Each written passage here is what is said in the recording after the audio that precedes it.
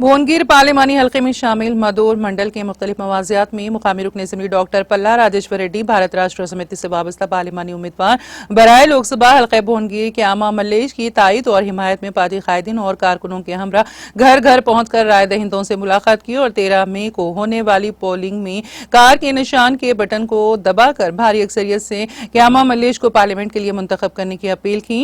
इस मौके पर सीनियर BRS पार्टी कायद अलहाज मोहम्मद अनवर शरीफ, सदर मंडल परिषद मदूर बी कृष्णा रेड्डी, मंदा यादगिरी, M मल्लेशम, संतोष, मोहम्मद याकूब पाशा और दूसरे कायदीन भी मौजूद थे।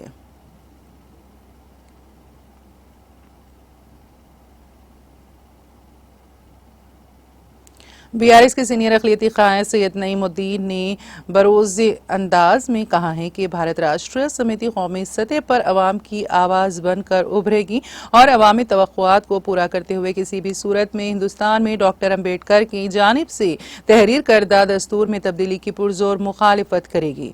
डॉक्टर अम्बेडकर के तहरीर करदा दस्तूर के मुताबिक अलहदा रियासत तेलंगाना तश्कील पाई हैं। वो आज लोकसभा हल्के करीमनगर के BRS पार्टी उम्मीदवार साबिक़ रुकन पार्लियामेंट बी विनोद कुमार की जारी इंतखाबी मुहिम के दौरान म्यूनिसिपल कॉर्पोरेशन ऑफ करीमनगर के डिवीजन नंबर 24 में बूथ नंबर 261 के तहत मुकामी पार्टी कायदीन और कारकुनों के हमरा घर घर पहुंचकर अवाम से मुलाकात करते हुए 13 मई को होने वाले राय दही में विनोद कुमार के इम्तियाजी निशान कार का बटन दबाने की अवाम से अपील की है। उन्होंने बताया है कि पार्लिमानी इंतखाबात के बाद भारत राष्ट्र समिति मरकजी हुकूमत की तश्कील में अहम रोल अदा करते हुए तेलंगाना रियासत और रियासती अवाम के मुफादात की मुहाफिज बनकर उभरेगी। सैयद नईमुद्दीन ने इस मौके पर अवाम पर वाज़े किया है कि करीमनगर के तमाम बल्दी डिवीजनों में अवाम को दरकार तमाम तर बुनियादी सहूलियात की फराहमी विनोद कुमार के जरिए ही मुमकिन हो पाएगी।